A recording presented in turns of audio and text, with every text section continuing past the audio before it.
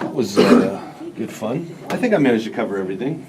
We did I was trying to rush through the first. Which was good, because 4 or remember 5. we end up, we do it the other way, we spend too much time, and we just Yeah. Yoda, we're like, and Yoda, thanks for listening, everybody. And finally, there's Yoda, and that's it.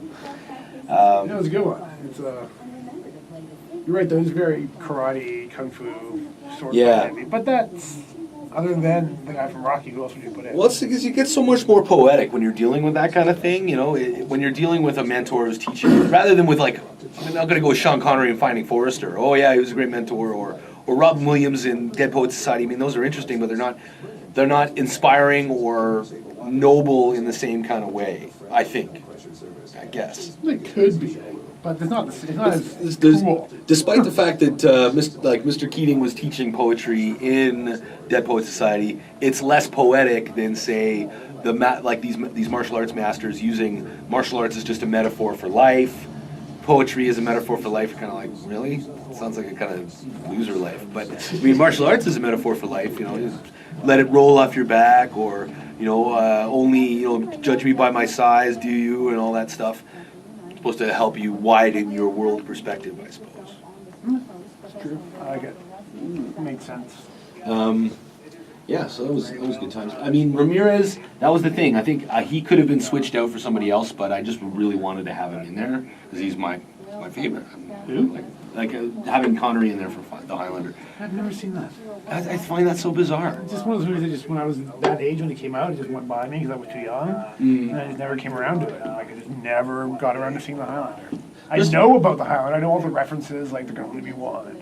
Christopher Lambert is really, really good. Pulled out all the time, but it's weird that he got picked for this because I mean, you figure he would have got somebody, I don't know, a Scottish maybe. if they were when they redo it in a couple of years, because that's how It is happening. It's coming.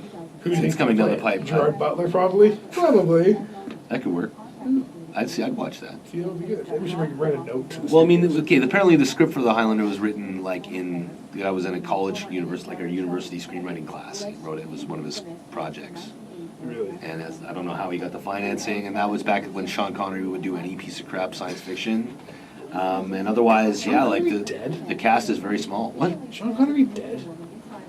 Beg your pardon, man. Is he? I'd be wearing a black armband for the rest of my life, man. I don't know. You haven't heard a thing from that guy in forever. Yeah, actually, I have. He actually had some silver artwork that he had on an exhibition at the Royal BC Museum recently. He's pretty active politically for Scottish independence. And But he's not acting. The last movie he did was like Entrapment. Activism. He's not making movies. Yeah, what was the last thing he did movie-wise? I'm just curious because I was watching Untouchables, which we'll talk about later, and he was in that, and I was like, he's such a good actor. He's so cool. Yeah, he's just like so cool. I still say you're a bit of a dingus if you really refuse to change your accent ever. Like, look, if you're an actor, you're like a quality, like high caliber actor like that. Change your accent. I mean, what if he couldn't? Well, it's like Penelope Cruz. She can't change her freaking accent. But like, look, you're playing an Irish guy. Just switch up your little lilt a little bit so you're Irish, not Scottish. Or why not make him Scottish? They had to make him an Irish cop. He is 80 years old.